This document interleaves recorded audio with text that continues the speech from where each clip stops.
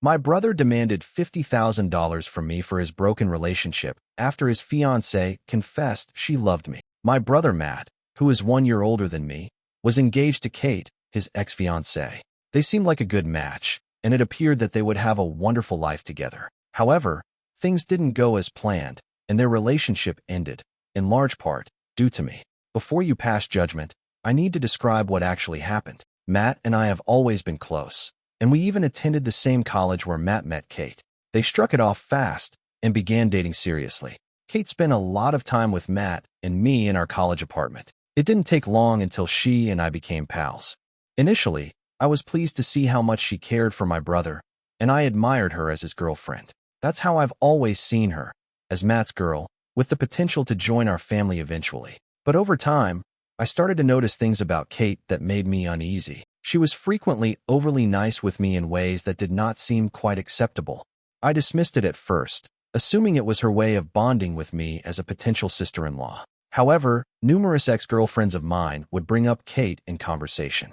They told me how uncomfortable she made them feel when they came to visit me. According to them, Kate would act possessive of me around them, asking a lot of questions, which made no sense given that she was with Matt and not me. I never paid much attention to these statements, supposing they were exaggerated or simply didn't want to believe them. But as more individuals brought it up, I realized there could be something to it. I once dated a girl named Sarah, and everything went well between us. However, she abruptly ended our relationship. I was caught off guard and had no idea what had gone wrong. I eventually discovered the truth. Kate had ruined our relationship. When I brought Sarah over to our apartment, Kate would continuously mock her, put her down, and even bully her behind my back. Sarah later informed me that Kate made her feel unwelcome and insignificant, as if she did not belong in my life. That was not all. Kate went so far as to lie to Sarah, claiming that I was cheating on her with other people. That was completely false, and the worst part was that Sarah believed her without speaking with me first. It ached to know Kate had purposefully wrecked our relationship. When I questioned Kate, she acknowledged lying but showed no remorse.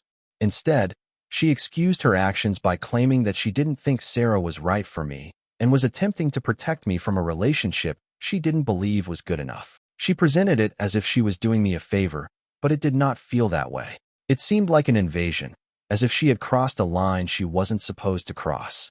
This was not an isolated instance. Another time, I was dating a girl named Emily, and things were getting serious. During Christmas, I decided to bring her home for the first time to meet my family. Matt brought Kate along, as he normally did. I had high hopes for the holiday, thinking it would be an opportunity for Emily to connect with everyone. Instead, it became a nightmare. Kate made Emily feel unwelcome from the beginning. She would isolate her from family gatherings, making her feel like an outcast while pretending she didn't notice. Emily later told me that she thought Kate despised her and treated me with jealousy. She followed me about all day, never allowing Emily or myself any space or solitude. Eventually, Emily couldn't handle it any longer, and we split up. These experiences made me feel stuck. I wasn't sure if Kate had feelings for me because she had never expressed them. I also didn't know how to handle this without producing a schism between my brother and me or inciting extra family turmoil. But at the same time, I couldn't ignore how Kate's actions affected my life and relationships. It was evident that something was wrong, and it was only a matter of time before things broke down. Then came my birthday. Kate handed me a gold chain with the letter K on it. It looked quite pricey. At first, I wasn't sure how to react. Giving me a necklace with her initials on it seemed weird, even inappropriate. This was not the type of gift you'd anticipate from your brother's fiancée. It seemed more like something couples would exchange. I nervously quipped that she must have confused the receiver, as the necklace appeared to be a gift for my brother, Matt, rather than me. Kate's face flushed with shame, and she explained how she had personalized the necklace particularly for me. She said she wanted me to wear it so I wouldn't get approached by every girl on the street. I made a nasty expression at her comment, and she must have seen it because she fell into tears and fled out of the room without saying anything. The entire situation felt awkward and uncomfortable, and I had no idea what to do. Later, I summoned the confidence to tell my brother about my concerns, hoping he'd understand why Kate's gift had upset me. But to my amazement, he ignored it completely. He pretended it wasn't a huge deal for Kate to give me anything like that, telling me that Kate loved me like family and I shouldn't overthink things. When I brought up Kate's previous occurrences and strange conduct, my brother replied that she was simply a highly protective person and that her behavior meant nothing else. To avoid unnecessary drama, I decided to drop the topic with him. He was clearly delusional, but following the incident, I made a concerted attempt to distance myself from Kate. I was nice and respectful whenever I was around her, but I avoided spending time alone with her or conversing with her for longer than necessary. I assumed that providing that distance would help create clear boundaries and that she would finally leave me alone. When my brother and Kate graduated, I expected to spend less time with Kate, but that did not happen. Kate began phoning and texting me practically daily. Even when I ignored her calls and responded briefly to her texts, she didn't seem to receive the message. Her persistence perplexed me, and I couldn't understand why she continued to seek so much attention from me when her priority should have been my brother. Then Daisy entered my life. I met her at a party through common friends, and as soon as we started talking, I realized she was unique. Daisy is the love of my life, and I'm so grateful we met. Kate's behavior at family functions followed the same old, unpleasant pattern. Every time she met Daisy, she would try to bully Daisy in the same manner she had bullied my ex-partners. But this time, something was different. I was older, more self-aware, and far less tolerant of her shenanigans. Whenever Kate crossed a line, I stood up for Daisy and warned her to back off. But I also have to admit that Daisy does not require my protection. She is strong, confident, and refuses to accept disrespect. One event stood out in particular. Kate chose a seafood restaurant for our family meal despite knowing Daisy was terribly sensitive to shellfish. She obviously wanted Daisy to sit out, expecting she would feel ostracized and embarrassed. When I discovered what was going on, I absolutely refused to attend the dinner. Daisy did not remain silent either. She informed everyone that Kate had purposefully chosen a place where she would be unable to eat. Kate attempted to play innocent, stating she had no idea Daisy's allergy was such a major deal. When it didn't work, she became rude, insulting Daisy by claiming that only weak people had such allergies and accusing her of faking them for attention. That was the breaking moment. My parents recognized Kate's callous behavior and called her out on it. I also insisted Kate apologize to Daisy on the spot. She seemed outraged at me for siding with Daisy, as if she expected me not to support my own partner. She whispered an unconvincing apology in the end. My dad, Daisy, and I went out to another restaurant while Kate and my brother ate at the seafood restaurant. Daisy and I carefully avoided Kate following this incident. Fortunately, my parents were on the same page. They saw Kate's odd conduct and did not pressure me to involve her in my plans. They understood and supported my decisions, making things easier for me. My brother Matt was the only person who remained to support Kate. He would regularly approach me and plead her case. He told me how Kate was hurt that I wasn't spending more time with her and how Daisy had pushed a wedge between us. He'd reminisce about the good old days, attempting to persuade me to visit him and Kate more often so the three of us could hang out like we used to. But I had no desire to turn back the clock. I made it obvious to Matt that Daisy was a vital part of my life right now, and she was not leaving. I told him that if Kate couldn't accept Daisy or recognize her role in my life, there was no place for me in their small group. I wasn't going to place Kate's sentiments over my partner's well-being or jeopardize the life I was creating with Daisy. It was a difficult conversation, but it needed to be had. My brother and I developed a strained connection over time. When my brother got engaged to Kate, he invited me and Daisy to an engagement party with the rest of the family. I wasn't looking forward to seeing Kate again, but for my brother's sake, I decided to set my sentiments aside for one night. Little did I know that night would be a disaster that none of us would ever forget. Kate stared at me from the time we arrived. She approached me and offered me a lengthy, prolonged hug, which made me uneasy. I observed that she was drinking extensively all night. She was noisy, emotional, and obsessively focused on me and Daisy. She continued to flirt with me, stroking my arm needlessly and making improper remarks. It was awkward, to say the least. I did my best to avoid her without raising a disturbance, but my attempts to separate myself just made her angrier. Matt stood up to make a toast to commemorate their engagement. Kate pulled the microphone from his hand in the middle of his address. As the entire crowd watched, Kate began a rambling and disjointed confession. She told everyone present that she had been living a lie for years. She appeared inebriated, and her speech was slurred. She admitted, in front of our entire family and friends, that she had always been in love with me, not Matt. The room fell silent, and all eyes turned to me. My brother's face became pale, his expression a mix of shock and sadness. I could feel my pulse pounding in my chest as the horror of what she was saying set in. Kate, unconcerned about the ruckus she was causing, resumed her inebriated confession.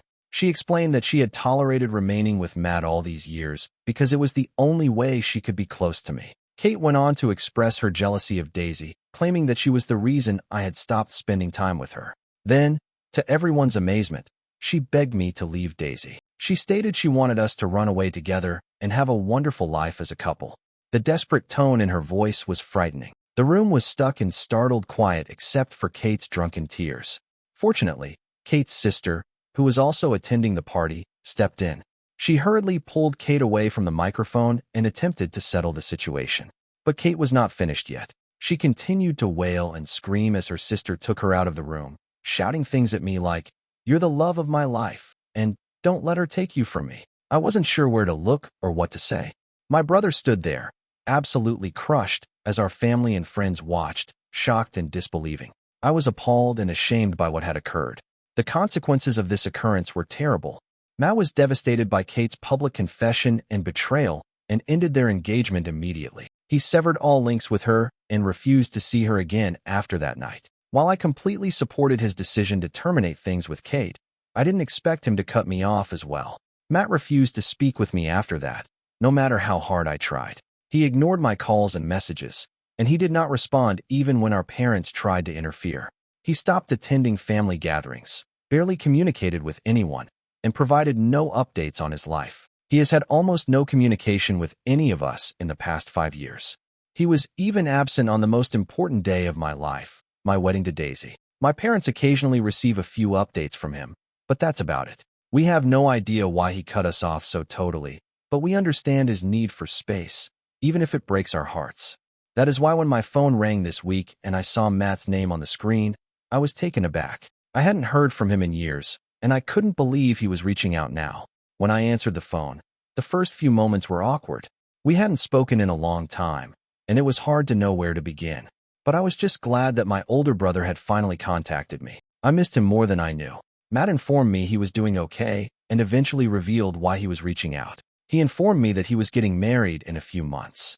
The news surprised me, but I was truly thrilled for him. After everything he'd been through, it felt like a new beginning in his life. I congratulated him cordially and expressed how pleased I was to hear the news. Curious, I inquired whether he planned to invite our parents, Daisy, and me to the wedding. It had been a long time since we'd all been together, and I saw this as an ideal opportunity for reconciliation. Matt confirmed that he was actually inviting us, which reassured me. It seemed like a bridge was finally being repaired. But then he said something that really took me off guard. He simply stated that while I had been asked to his wedding, I could not come empty-handed. At first, I chuckled, believing he was making a light-hearted joke about wedding presents. I promised him that I would get him and his fiancée a wonderful gift. But Matt quickly clarified that wasn't what he meant. He went on to claim that what he really wanted from me was $50,000. I froze, taken by surprise. $50,000 for a wedding gift? For a second, I suspected he was still joking, but the severity in his voice dispelled any doubt. I urged him to clarify, to see if I had misunderstood, but Matt insisted. He informed me that this was something I owed him after breaking his trust years before. He argued that paying him this money was the only way to mend our friendship. I pressed him further, confused and shocked, to attempt to figure out what he was saying. What trust had I broken? How had I harmed him? That's when Matt mentioned Kate. He described in great detail how his ex-fiancée proclaimed her love for me at their engagement party. He told me how ashamed and deceived he felt that night, standing in front of his family and friends while his life fell apart. Matt blamed me for his disgrace and emotional agony. He claimed that I should have known Kate's feelings all along and done anything to avoid her disclosure. He criticized me for not setting stricter limits with her and for failing to recognize the warning signs sooner. Matt told me that the day Kate professed her love to me, he experienced a significant emotional and social loss. He said that the incident harmed his reputation, broke his confidence, and left him emotionally wounded. In his mind, the $50,000 was more than just a wedding present. It was compensation for the agony and humiliation he felt I had caused him. He saw it as an opportunity for me to take responsibility and make things right. Obviously, I informed Matt that I couldn't do what he asked. I informed him that he was insane for ever suggesting something like this. But Matt persisted, giving me a few days to rethink, implying that if I did not pay him the money, our relationship would be gone forever. Honestly, this feels like an ultimatum, and it has left me angry and very saddened. My wife believes my brother has lost his mind, but some of my cousins agree with Matt. They believe I should at least consider compromise and compensating him, as he has suffered greatly as a result of my actions. Okay, Reddit, here's an update. Matt's demand has stunned my parents just as much as it has me. When I told them what he had said, they couldn't believe that after years of silence and no attempts to communicate, Matt had simply come out to demand $50,000 from me. They are upset on my behalf, especially given the emotional toll the issue with Kate took on me and Daisy. My folks are fully on my side. We are now preparing a proper sit-down with Matt to resolve these concerns once and for all. The idea is to figure out what's going on with him and grasp his motives. We want to know if this $50,000 demand is truly what he believes will resolve our differences, or if something deeper is fueling his hatred. I'm also hoping that this discussion will allow Matt to see things from my perspective. I want him to understand that I was never the cause of what happened between him and Kate, and that blaming me is not the answer to his sorrow. To everyone who is wondering if I flirted with Kate or somehow led her on, let me be very clear, I was never drawn to her. From the start, I respected her because she was important to Matt. Any feelings she had for me were totally her own. I never gave her any cause to believe I had anything more than platonic respect for her. Kate repeatedly crossed boundaries despite my attempts to remove myself. She drove away several ex-girlfriends of mine by lying, bullying, and being bossy. She became envious and hateful when Daisy entered my life, and she made it her purpose to mistreat her whenever possible. Matt wasn't immune to her actions either. He noticed how uncomfortable she made me and how antagonistic she was to Daisy and my ex-partners, but he never discussed it with Kate. He didn't confront her or try to improve the situation. That stings also, because I believe he knew deep down that what she was doing was wrong, but he decided to look the other way rather than confront her. It's as if he expected me to simply tolerate her antics for the sake of peace, no matter how much stress they imposed on me. Also, what kind of grown woman gets drunk and professes her emotions for her fiancé's brother at their engagement party? That moment was both mortifying and awful. She showed no respect for her relationship with Matt, for me, or for Daisy. I'm pleased Matt and Kate are no longer together because I believe this inappropriate dynamic would have persisted indefinitely. Update 2. It has been a month since my last update. Last week, after much back and forth, my parents, Daisy, and I finally met with Matt. He had made numerous reasons not to meet us, dragging his feet and avoiding any meaningful talk. My parents, however, remained strong. They insisted that we clear the air and strive to reconstruct what was destroyed. Initially, the meeting was difficult. Matt was defensive, and he began by admitting that he had been nursing a grudge against me all along. He stated that Kate's behavior caught him off guard, which contributed to his estrangement from me. He also began accusing me of having an affair with Kate on the side, implying that there might be more to the story than Kate had revealed. The charge stunned me, and I told him unequivocally that I would never do anything like that to him. I had always respected the bounds of his relationship with Kate, even when she was acting inappropriately. I wasn't about to let him accuse me of anything so ridiculous without a fight. Daisy also spoke out for me. She explained to Matt that Kate's activities had harmed the entire family, not just him, and that we had all been touched by her behavior. She reminded Matt of all the times he had picked Kate over me despite her toxic behavior, and told him that he should have seen this coming much sooner than he did. Daisy told him bluntly that what he was doing to me was emotional manipulation, and that he shouldn't punish me for what had happened when I too was a victim like him. He needed to move on from his past. Daisy's powerful, clear voice drew Matt in and made him listen. I also informed Matt how many times I tried to contact him over the years. I emphasized that I could have discussed these issues with him years ago. I didn't shut him out. He cut us off without explanation.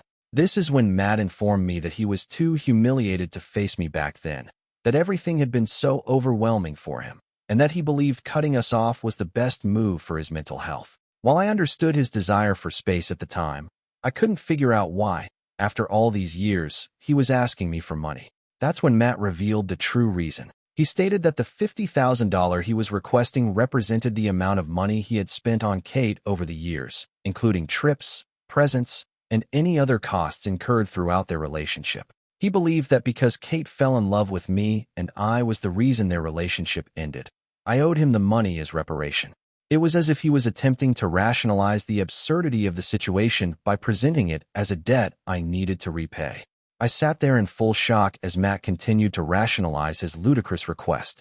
I told Matt straight up that he was only looking for ways to vent his rage on me. His focus should have been on Kate, the person who made those decisions and caused all of the anguish, not on me. If he wanted recompense, he should have asked her to pay, rather than me. I was not the one who behaved inappropriately. I was not the one who lied or crossed boundaries.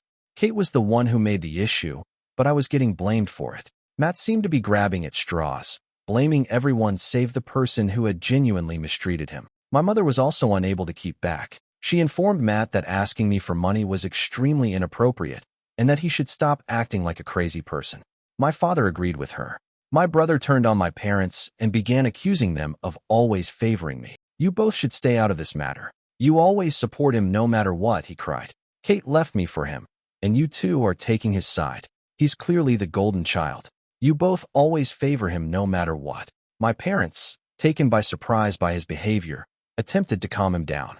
My father spoke first, his voice firm despite the tension in the room. "Matt, that's not true. We've always loved you both the same, and we've always supported you through everything. We've never picked sides, and we never will. It's simply that asking your brother for money would not make things better between you two, especially when he hasn't done anything to you." Matt's face twisted with rage, and he shot back at me. "I blame you for Kate leaving me, and I will continue to do so. If you don't pay me, I have nothing else to say to you." He also informed my parents that because they had chosen my side, he was done with them. "I'll never speak to any of you again. I will not let any of you meet my wife or future children. You're all dead to me starting today." He stormed out of the room, leaving us all stunned in silence. My parents tried to call after him, but it was futile. Matt hasn't contacted us since, and I've been attempting to reach him, but he appears to have blocked me. Update 3. It's been 4 months since Matt stopped talking to us, and I've stopped trying to reach out to him. It was difficult at first, and I kept wondering if I could have said something differently, if there was anything else I could have done to save our relationship. But after all this time, I've accepted that I can't change what happened, and I can't force someone to talk to me if they're not ready. My parents miss Matt, of course, and love him, but they've accepted Matt's decision. If he ever wishes to contact them, they'll be there. But for now, they've stopped pushing it. I've gotten a few DMs from people asking if Matt was trying to get me to pay him money for his wedding expenses rather than it being about Kate. To be honest, I'm not sure what Matt's true intentions were. If it was genuinely about him needing financial help for his wedding or some other situation, I might have been more willing to discuss it and see if there was a way to help. But that wasn't the case. He made it clear that it was about me somehow. That is something I just can't wrap my head around. At the end of the day, the money wasn't the issue. It was Matt's misplaced anger and complete lack of understanding about what actually happened. I don't think Matt was thinking clearly, and I've accepted that I can't change his mind. Daisy and I are doing well, and I am grateful every day to have such a strong woman by my side. She is now pregnant, and we are excited to become parents soon.